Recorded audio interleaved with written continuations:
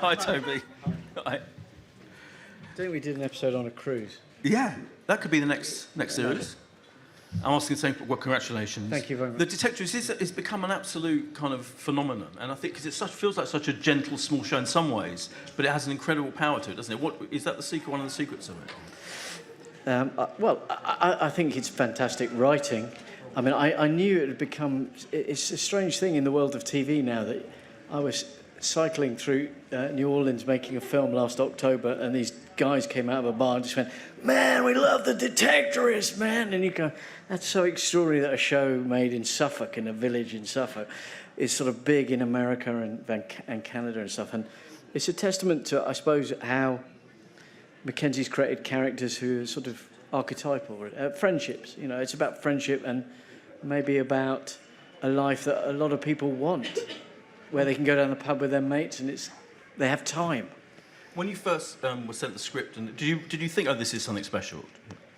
Yeah, although, you know, like I sort of mentioned in my speech, probably not very articulately, Mackenzie and I had worked together on the same things for about 5 times and met, but never worked in a scene together. And then we were in the Muppet movie as a double act, and he said, not as Muppets, and he said to me,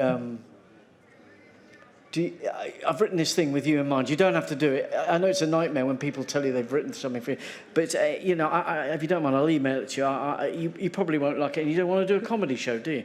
I said, so he emailed it to me, and it was just the most amazing dialogue. I mean,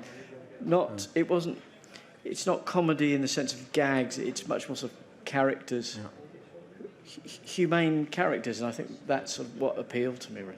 Absolutely. Any questions from... Yes, gentleman there.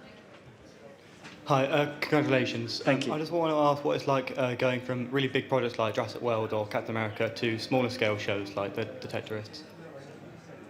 Well, I always think that, you know, I was thinking the most glamorous thing about our job is that contrast, you know, you get to move medium, you get to move where you're working, the scale that you're working, and the people you work with. That always feels to me like the most glamorous thing you could possibly do. So to work on Jurassic World and then go down to a pub and stay in a pub in Framlingham and make Detectors. I mean, Mackenzie and I've talked about that because he obviously does Pirates of the Caribbean and stuff. And it just feels a fantastic... Neither one is better, you know. It's just a huge contrast, you know. Can you tell us anything about Jurassic World?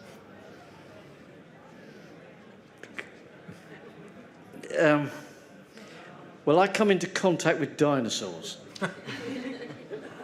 That's good to know. Thank you very much. Yeah. Yes. So the mic's not sorry. So, how do you feel about... we'll get the mic too. One second. There we go. Hello. Hi. How did you feel about saying goodbye to Detectorists for good? Well, Mackenzie was pretty clear that he didn't want to say goodbye for good in a big sort of like, goodbye, it's all over. But I think there's a challenge in the show, which is you find treasure. You can't keep finding treasure. And you sort of search and search and search. It felt great that he'd found a third series, because it felt like after the second one where we found treasure at the end of the second one, that was a good place to stop. And then he said, oh, what about if the treasure was up in the sky? You know, we went, oh yeah, well, let's try that. And so it actually feels good and appropriate to have finished it. I really miss those actors because it was such a chilled out job. You know, you stroll to work in a field in the sunshine every day. The scripts are immaculate. It's very rare that you don't have to change anything.